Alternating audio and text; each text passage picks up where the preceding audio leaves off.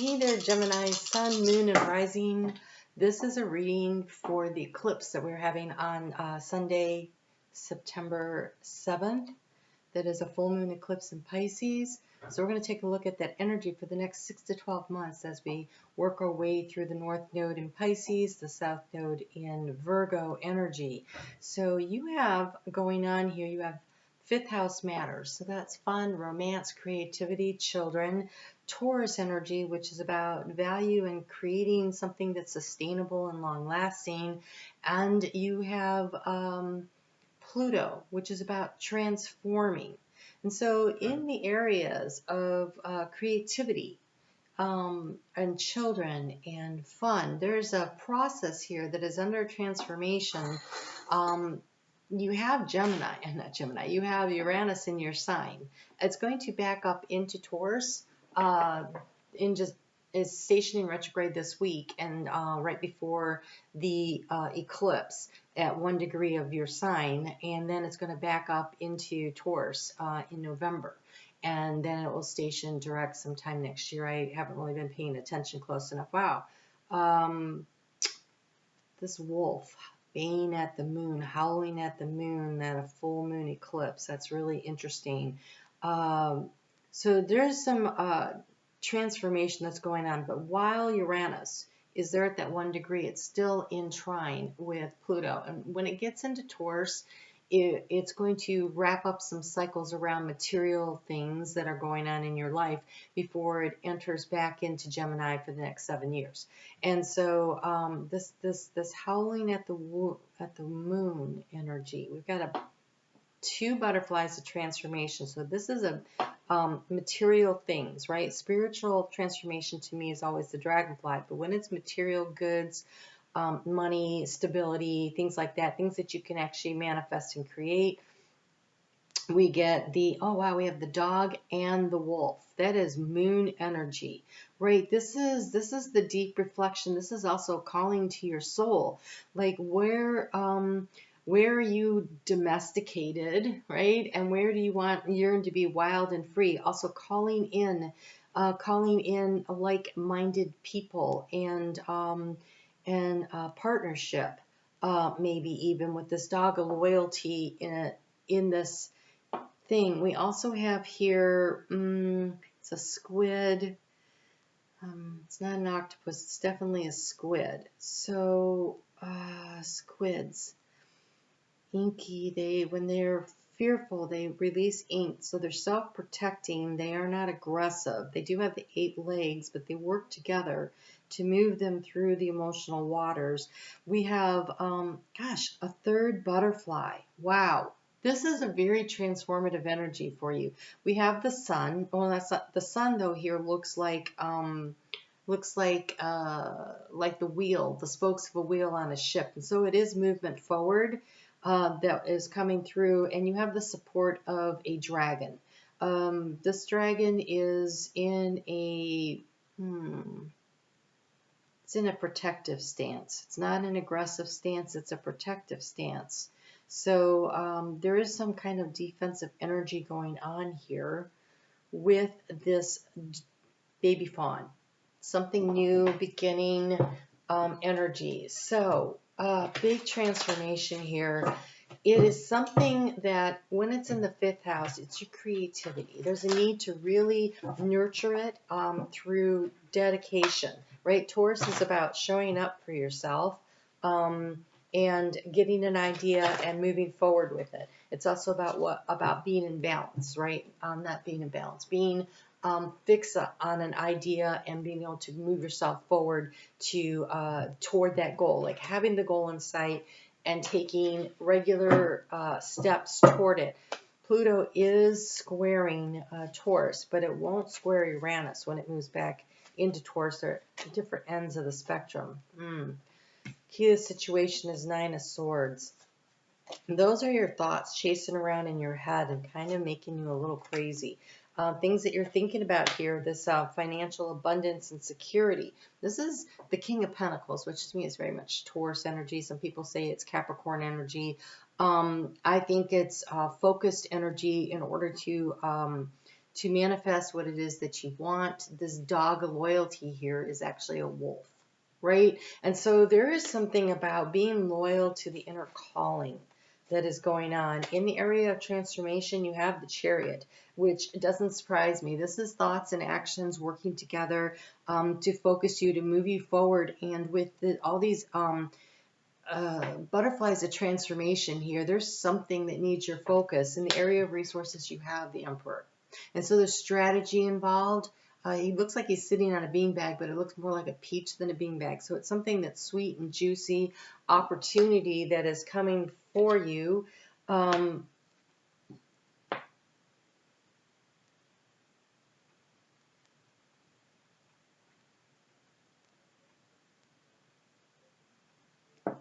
a little confused here. Hold on a second. Past, and this is moving forward. Okay, so there's forward movement. There's a need for forward movement. Baby steps, though, because you have the fawn, baby steps. That dragon in that protective stance, it makes me feel like you're being, okay, right, so you have the squid that is in protection, and you have this little fawn, but the dragon is also protecting. And so there is something, I just heard the wolves are at the door. Except that here it's all relaxed and calm. I feel like it's more of a calling in of the soulmate. So you are moving through a time of healing.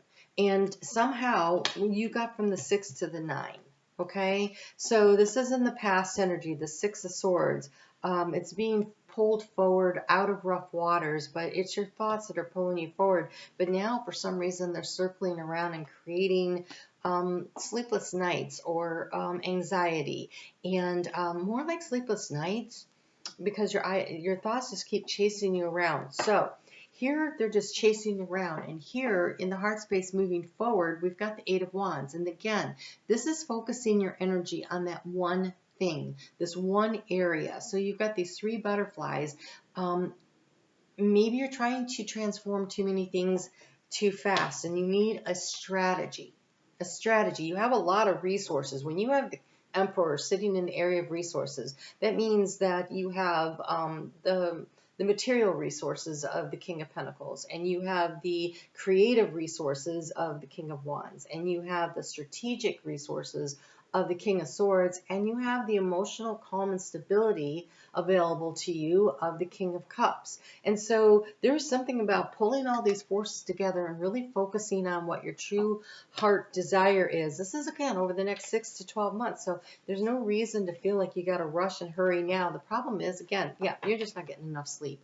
The struggle to overcome is this 4 of Swords here, the rest that you need, the healing that you need, the healing. When we let anxiety get to us, it manifests in our body in a way that can come out physically, like physically unwell. You may be incredibly exhausted or tired, or you may even be experiencing some real physical ailments. And with this Virgo Pisces axis that the nodes are on, there's this energy of needing to really take care of yourself on a physical level.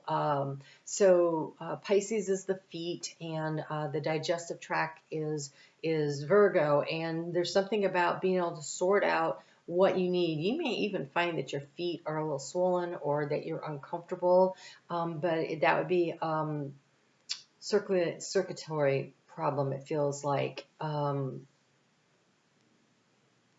you should walk. You should walk. And sometimes you're like, oh my God. Okay, so if you are physically able to, you should walk. And it may not be a lot. It might be just around the block. But there's something about getting up and getting moving. Make sure that you have good, stable foundation of good shoes, or I use hiking boots. But whatever it is that you walk in. So you have choices. You definitely have choices. We have these 3 butterflies. There's something about, though, focusing on that one thing, right? So here in the area of, it's making a decision, but this is an emotional decision, the 7 of Cups. This is choosing the thing that really resonates in your heart space? What is it that you really want? Right? The calling in of the soul, that mournful sound of the wolf searching for its partner. And the partner could be a relationship, but it could be a soul tribe group. It could be a creative endeavor. There is something that is really calling to your soul that is a new opportunity and a new beginning to come through. So this is about focusing on it, because here we have the Ace of Wands. This is that creative, that fifth house energy of creativity, of that spark. But there's something about, you need to put all of your ideas, all of your energy, all of your thoughts into this one thing, instead of letting a whole bunch of things chase around in your head and keep you up at night. We have the Wheel of Fortune. So things are changing, right? But she is standing in a very, oh, the roll of the dice. I've freaking never noticed that before. Okay. She's wearing dice, like those fuzzy dice you would hang on your mirror in the car, right? Okay, so she is standing in the tree pose, which is about putting down roots, but she's standing at the top, which is also about having some wings. Your movement, subtle movements, small movements, right? The fawn, small movements are all you need right now. So I went through a time in my life where things were really, really emotionally, mentally, physically, there was nothing flowing right. And I really went to bed for 3 weeks. It took everything. But the first step I did was, I was like, man, I should probably get a shower. That was my big event for the day, you know? And then I was like, I should go outside for a walk. And I literally made it about half a block, turned around and came back. But at least I got outside. I mean, it was baby steps like that to reintroduce me to the world, to get me to, I don't know, want to engage with life again. And I feel like there might be something that's been very difficult. The way you're going to transform this energy is by aligning your actions with your soul's calling, whatever your soul is calling you forward to. And what I really love about this tree pose, this yoga thing she's doing, it's about breathing, right? And the crocus says breathe, calm, rest, stop, and just be. It is baby steps right now. This is not about you making big major movements forward, but it is about identifying over the next 6 to 12 months here what direction you want to go in, and being inspired by it and focusing your attention in that direction so that you can create and manifest what it is that you want. This Pluto energy tells me that this is it trines your sign. It's there to support you. That is a flow of energy. Like the 6 of Swords here, I almost feel like maybe when Pluto got into Aquarius this last time, you started to feel the flow forward. Wow, you have the card of resilience. There is no need to rush or push, it says. Right? Breathe, rest. You're having trouble. I think you feel like you need to be doing more. But all you really need to be doing is sorting out what it is you really want. The action steps will come later with the strategy and the focused attention. This is in the future. Right? This is where we get closer to the end of the 6 to 12 months. They just said 9, so take that however you want. This resilience. There is no need to, and why do I say 12 months? Because that's when we'll be moving into, the North Node will be moving into Aquarius, which will definitely support your sign. And so there's this period of just getting there, because the North Node is in Pisces. It squares your sign. That's a challenging energy. What's interesting is that the North Node in Gemini is exalted there. It likes to be there. And when it's in a square to where it likes to be, it's got this different kind of an energy because it's in this water sign. And so it's like pushing through something that's way denser than the way that you tend to want to work, right? But Uranus coming into your sign next year is definitely going to help. And that might be what that 6 to 9 months thing is about. Helping you to locate a time that really works for you. I'm going to right now see when it is that Uranus gets into your sign, because I think that gives you a timetable, and I like to kind of have a timetable. So interesting. Uranus gets into in April. That's 6 to 9 months. Clears its shadow in just about 9 months. Okay. All right. So resilience. There's no need to rush or push. This is a time to take things as they come. You have the determination and the patience. Okay. Willpower and determination is what the Chariot is about. You have the determination and the patience to handle what's happening. But you need to rest. You need to breathe. This might be a really good time. I mean, on YouTube you can find people that will teach breathing practices, and you can do yoga online. But you're such a social creature that maybe you would really benefit from finding some place to go take a beginning class in yoga or breath work or something like that where you're in community. I think you might really enjoy that. At another point in my life when things were really tough, and believe me, I've had quite a few, I had to take a living beyond the classroom in order to get my degree.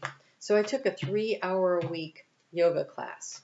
And for the first time in what seemed like years, I did some incredible belly laughing, because the teacher would say, we're going to do a pose that looks like this. And I would start laughing because I thought, no way am I going to be able to do that pose. But eventually I conquered it. But it was the first place where I felt joy, where I felt peace for such a long time. And I was in my 50s, and the kids in the class were, some of them were in high school because it was a community college, and some of them were in college aged, but they were very supportive. When I'd laugh, they'd laugh with me, not at me, because, and then when I would do something, they would, I don't know how to, I don't want to say applaud because I didn't physically applaud, but that's what it felt like. Like they definitely supported me. So look for something like that, a situation where you're in a group, a meditation group maybe, but I don't know. That would help calm your mind and give you some peace. But I feel like it's breathing. Whenever I talk to Gemini or air signs in general, but Gemini in particular, because you rule the lungs, breathe. You got to breathe.